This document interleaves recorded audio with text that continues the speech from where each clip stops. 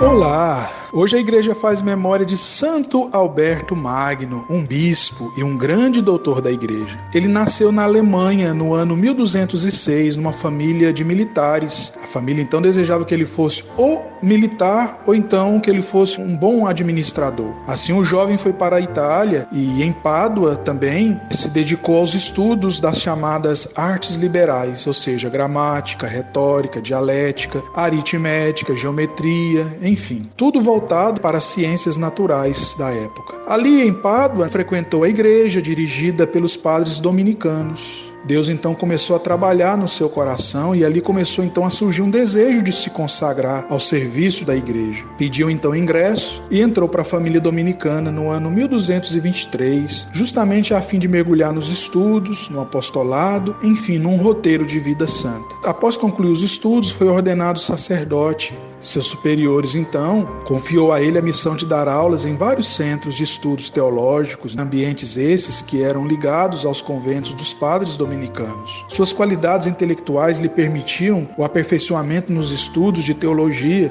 de forma assim impressionante. A partir de então, Santo Alberto se dedicou à atividade de escritor e de professor. Depois, seus superiores também da obra ali o encarregaram de abrir um instituto teológico na Colônia, atual Alemanha. Esteve ali por alguns anos. Nessa missão levou consigo também um jovem muito promissor e que depois seria conhecido como o grande Santo Tomás de Aquino. Se instaurou, vamos dizer assim, entre esses dois grandes teólogos, um relacionamento de amizade muito profundo que contribuiu bastante para o desenvolvimento da teologia, da ciência sagrada. Em 1254, Santo Alberto foi eleito superior dos padres dominicanos. Fazia parte de seu serviço e pastoreio das comunidades distribuídas em toda a Europa Central e Europa do Norte. Exerceu esse serviço com muita firmeza e caridade, visitando as comunidades, animando e exortando os irmãos a serem fiéis aos ensinamentos e aos exemplos de São Domingos. Depois o Papa Alexandre IV percebeu os dotes de Alberto e chamou, confiando a ele o serviço muito estratégico na igreja. Depois o mesmo Papa o nomeou bispo numa diocese que passava por um momento muito difícil. Ali o santo exerceu o ministério de bispo com muito zelo e dedicação, levando a paz, a concórdia e um grande ardor nos corações. Em 1224, ele foi convocado pelo Papa Gregório X para favorecer, vamos dizer assim, a união entre as igrejas latinas e a igreja da região grega, após o triste grande cisma do Oriente. Alberto esclareceu o pensamento de Tomás de Aquino, teses essas que haviam sido alvo de objeções e até de condenações injustificáveis na época. Seus escritos encheram ao todo 38 grossos volumes, que, associados ao seu exemplo, abençoou toda a igreja. Soube viver com muito equilíbrio a relação entre fé e razão. Esse servo do Senhor entrou no céu, falecendo santamente na cela do seu convento no ano 1280. Foi beatificado em 1622 e canonizado pela igreja no ano 1931 pelo Papa Pio